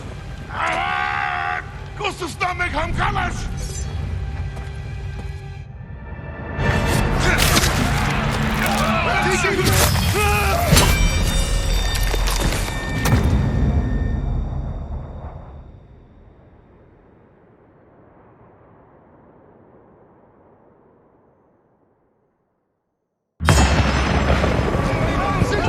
Invaders! Look at your general! Run! This will be your fate!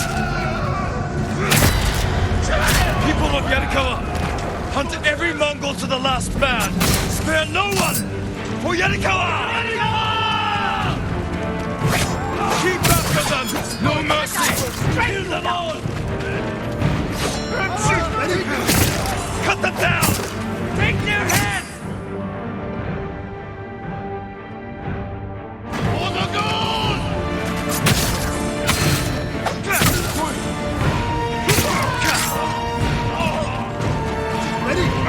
Everyone to the gates! Push through! All the doors! Not doors!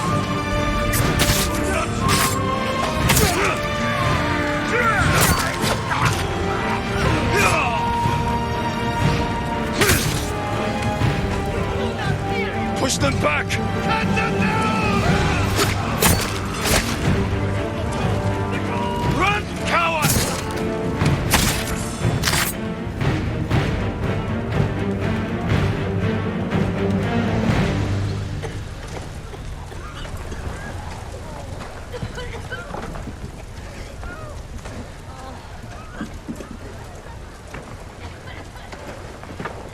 Yuna!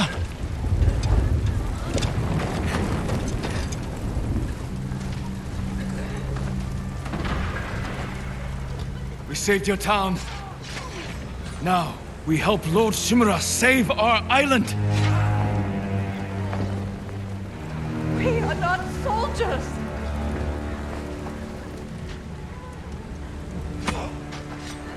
Who killed these Mongols?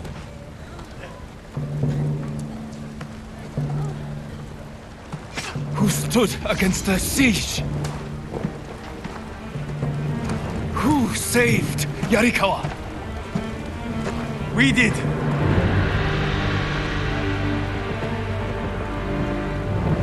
You can't just stay here and wait for the Mongols to try again. You say you are not soldiers. You are warriors. We can defeat the invaders and save our home. But only if we stand together.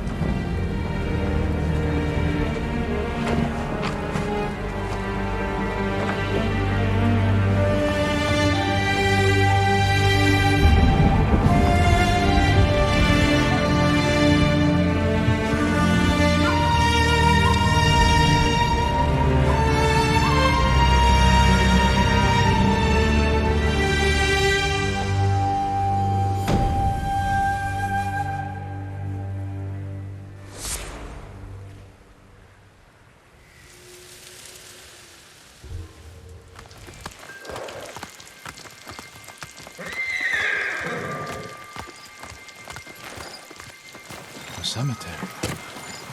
My family is here.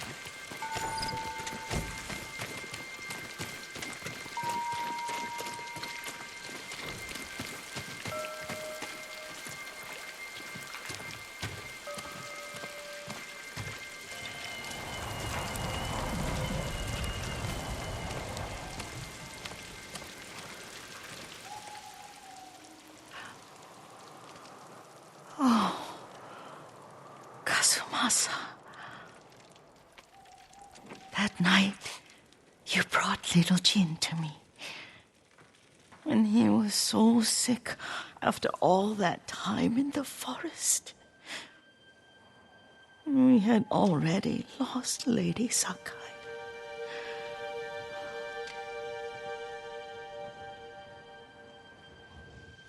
Kazumasa, are you listening? I'm listening. I made him drink that remedy my mother taught me. We sat by his side the whole night. You held my hand. Do you remember? Yes, I remember. That night, I was so scared. So sad for little Jin. But I was so happy. Does that make me a bad person? No. When he recovered, when you taught me how to ride, the day we rode to the onsen, oh, the sunset was red and full.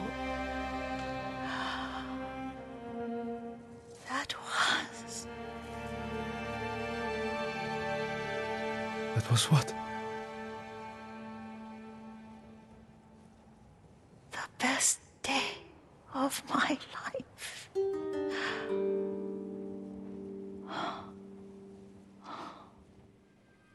It's dark, Kazumasa. Tell me what you see. I can see all the way to Yarikawa. I remember the war. A tragedy for all the clans. Good people remain there.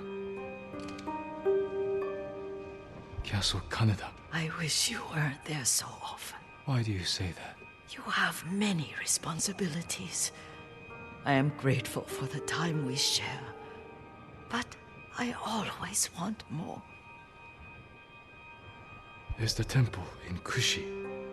You can see the pagoda. Every new year, I pray there for you and little Jin and my family. Jin is lucky you take such good care of him.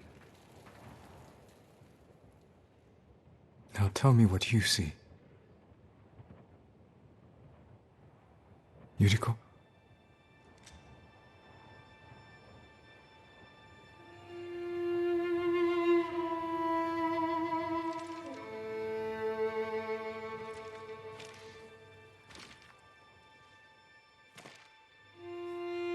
Rest, Yuriko. The strength we need is all around us. The mighty fall at last, to be no more than dust before the wind.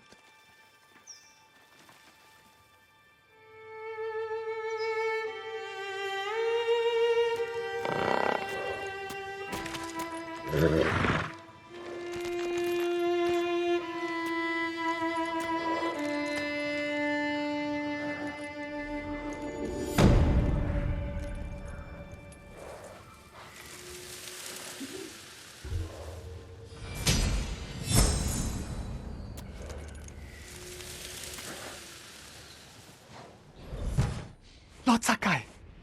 Lord Sakai! Please, wake up! Taka, how? You were gone so long. I knew you were in trouble. I came to help, but the Mongols caught me. Damn, we have to get free. They're going to kill us. Only if we let them. Try to get loose. Just need to loosen this.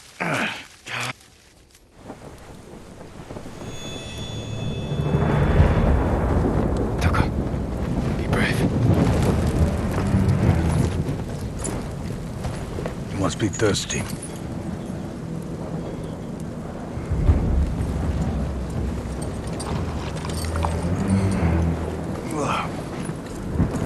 Arek. Milk from my favorite horse. The final gift to me. She broke her egg yesterday, so I fed her to my men. We do what we must, Lord Sakai. That is why you and I are both survivors. I am samurai. No, you are more than that. You are the ghost. Convince your people to join me, and I will give them peace. We will never serve you.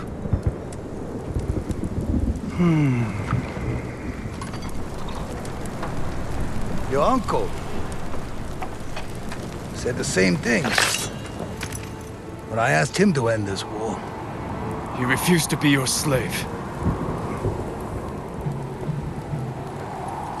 I, too, have pride in family. And I know what it's like to live in their shadow. Why should we settle for scraps when we deserve to be legends? He is a legend. See? Your people will follow you. Join me and save them. You want to divide and conquer. You did it to Ryuzo. Not us. Oh. Your legend does not even care about you. If you kill him, you can go.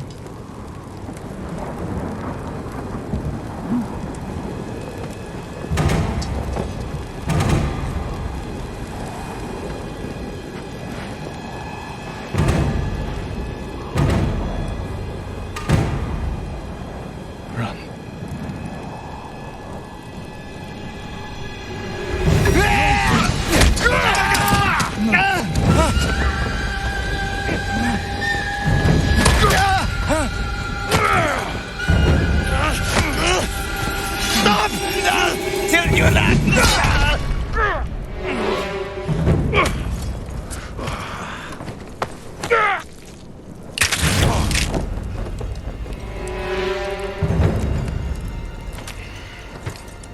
Your friend died for you. Now I must find another, and you must choose again.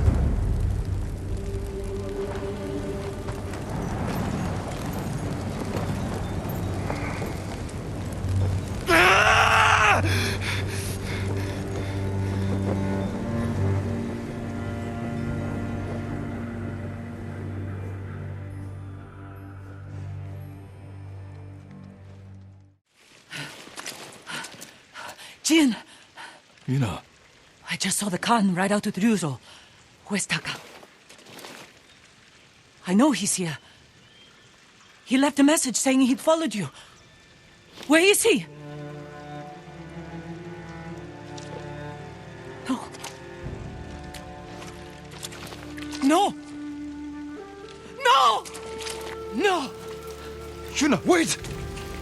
Taka! He wasn't supposed to be here. Why didn't he listen?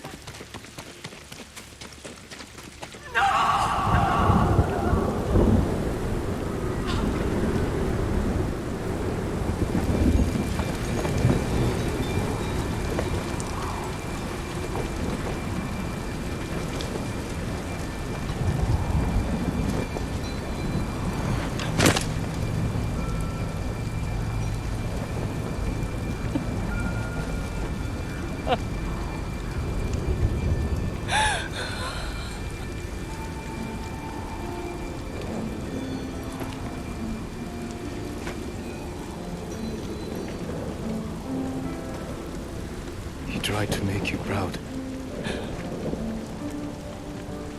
He wanted to be like the ghost. You shouldn't have made him come!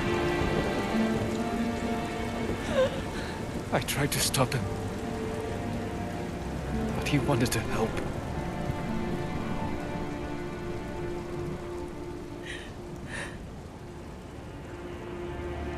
That's Taka.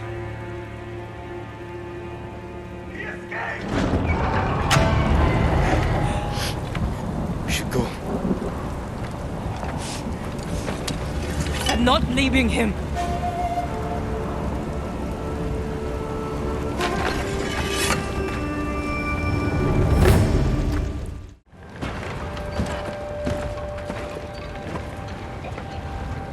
Ryuzo. Good.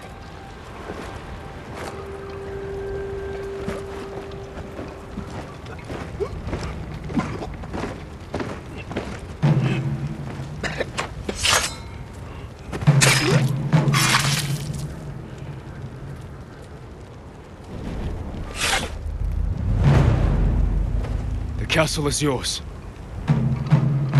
The Khan marches north. We can head him off. You defied me! I did what I had to. For them. Is this how you want to be remembered? He defended us. By spreading fear and chaos! We are at war. And you are acting like the enemy. This is not our way. Your way can't save our people. The Shogun will demand a head. But it does not have to be yours.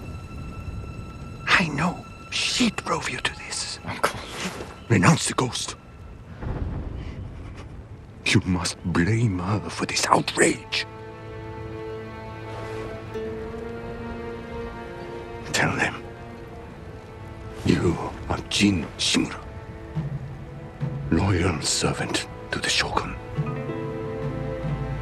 My heir. My son.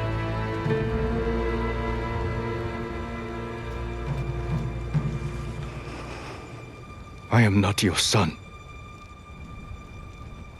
I am the ghost.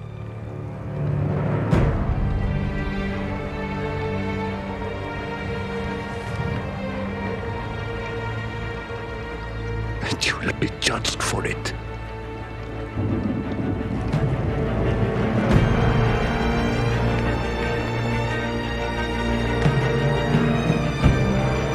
Find the Khan.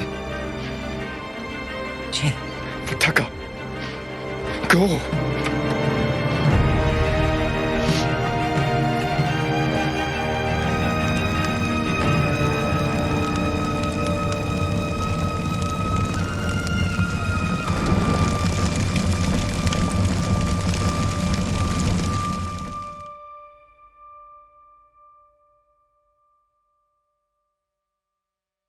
He may have run north.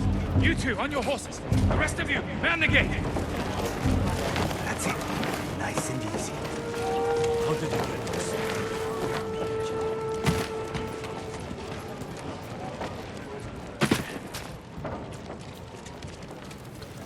Easy. There he is! On the horse! Stop him!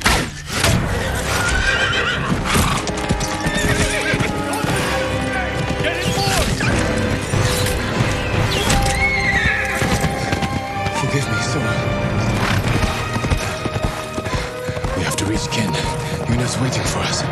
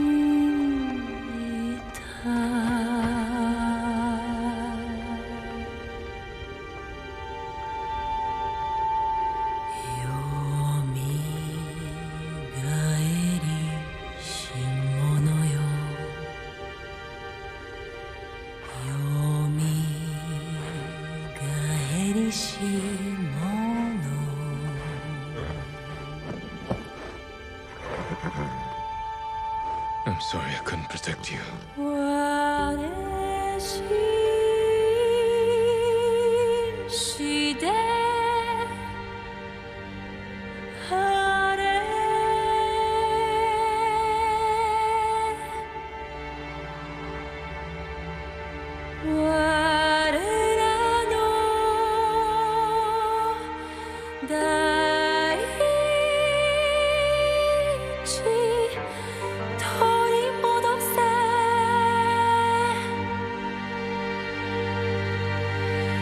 Yomi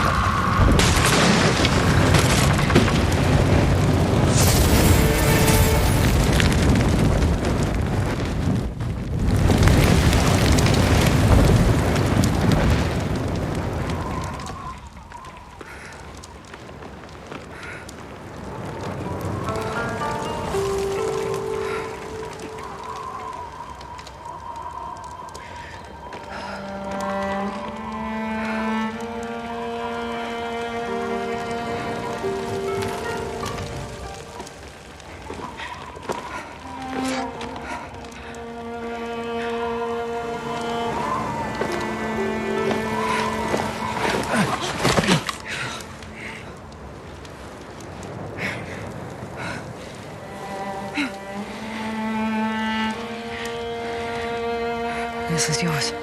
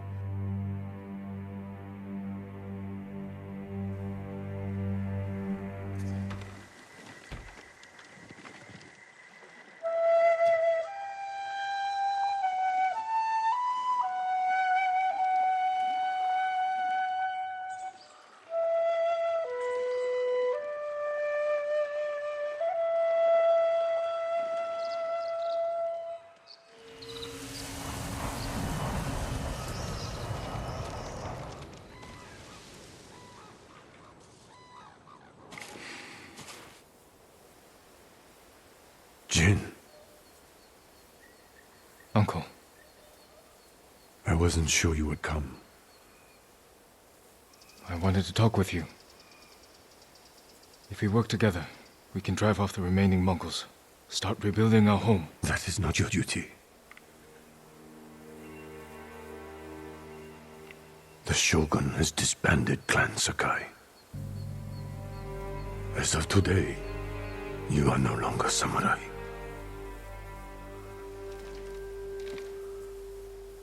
I sacrificed everything for my people. And I would do it again. New samurai are coming to replace those we lost. They will occupy your land and estate. I have to say goodbye to my home.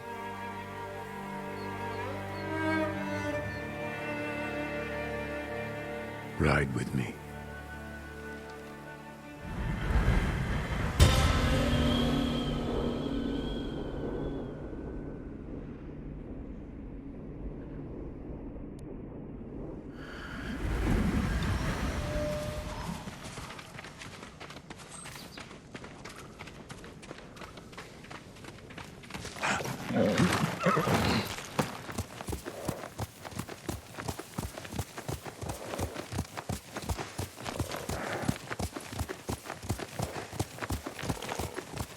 Will you remain in Ghost of Tsushima? Yes. The Shogun asked me to train his warriors to fight the Mongols. Good. They won't give up until they've conquered all of Japan. I will spend what years I have left ensuring they fail. A task I hoped we would face together, as father and son. You can still remarry, start a new family. Yes, I suppose I can. Looks like he could use a push. Here, let us help you. Do not trouble yourselves, my lord. Nonsense. You can't do it alone.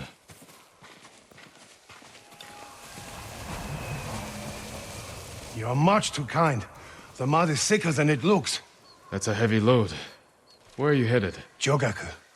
The Ghost Army is up there. He has an army. You didn't hear? They'll sail for the Mongol steppes with a storm at their back. Burn their homes to the ground. An impressive goal. This is everything I can offer them. I hope it helps. Then we will see you on your way.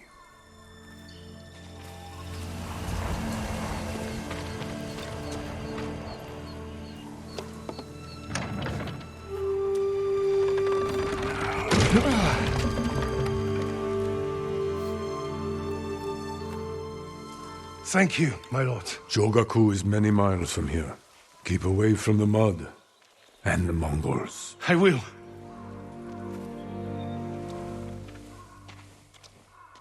I have no idea what he's talking about. Not here. Follow me.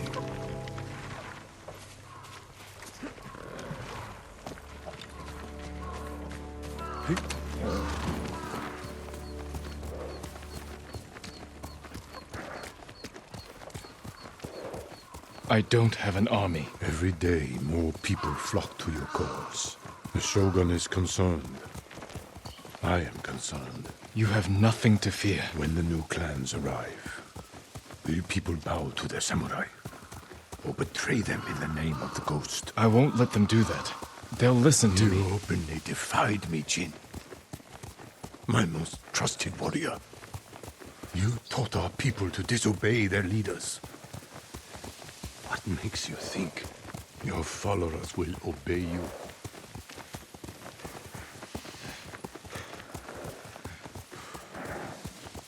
That's enough riding. Walk with me, Jin. As you wish.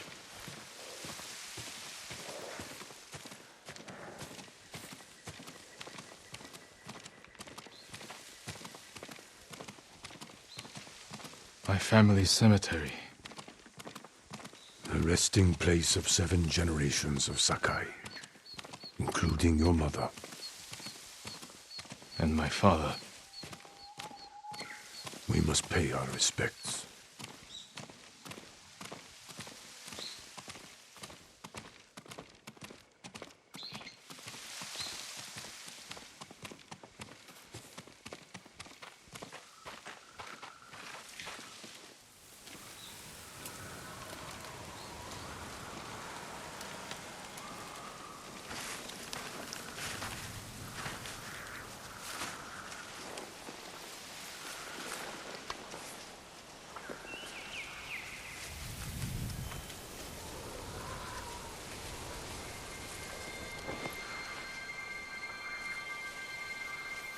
I will miss this. So will I.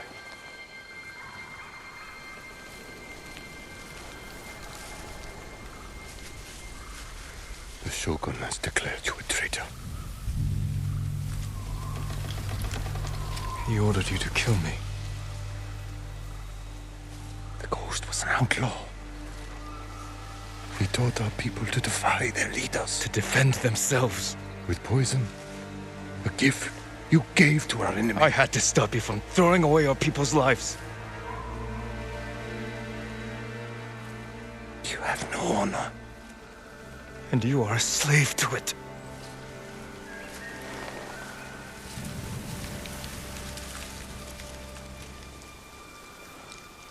You are my son.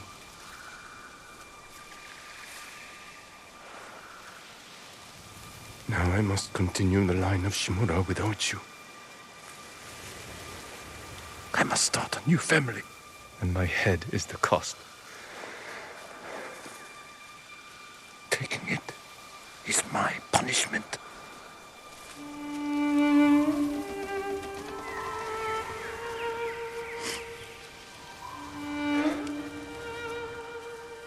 Our final day together. It is beautiful.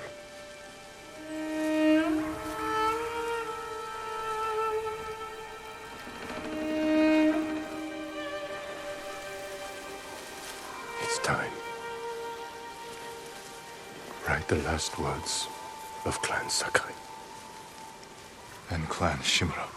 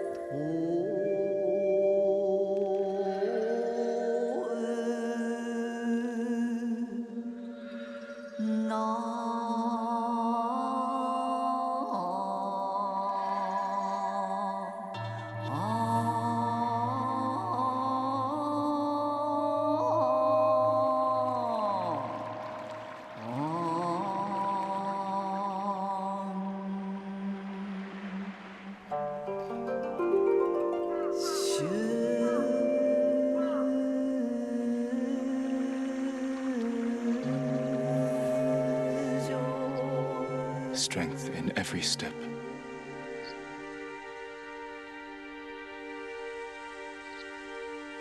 Destiny divides our souls.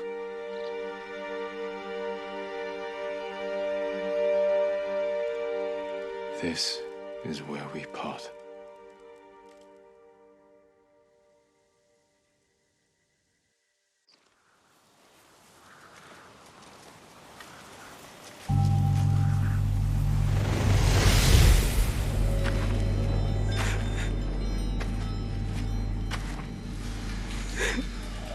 Your parents will always be with you. Yes, Uncle.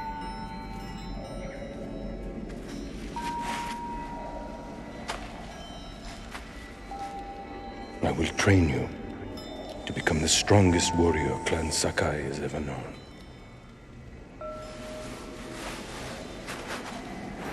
I will raise you as my own son.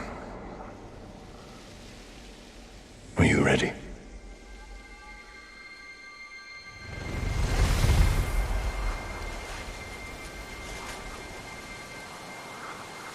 I am ready.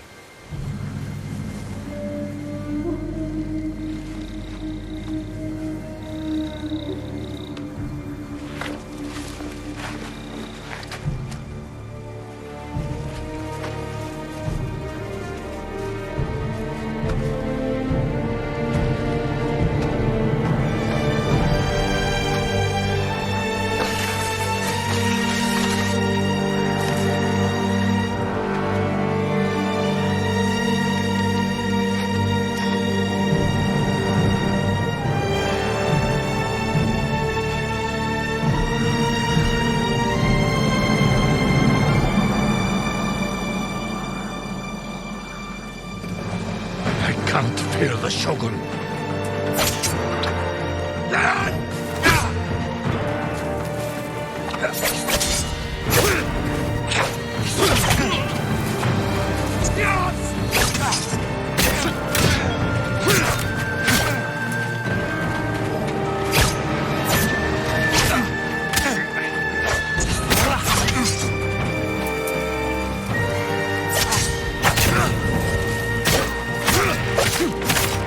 You want revenge? Failure. This is not my revenge. It is my punishment.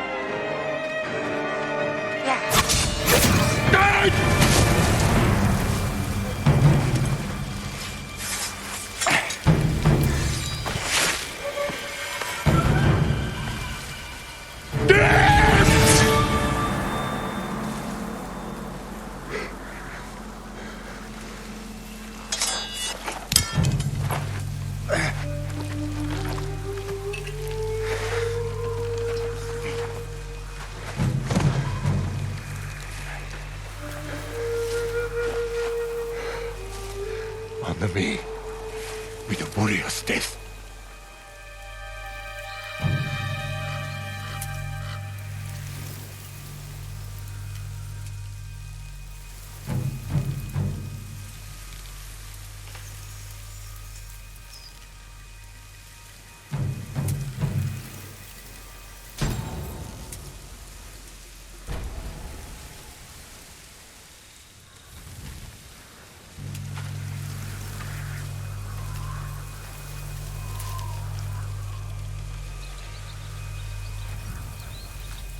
I have no honor.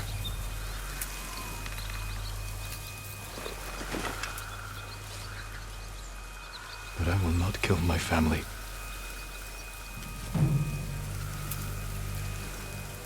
The ghost will be hunted for the rest of his days. I know.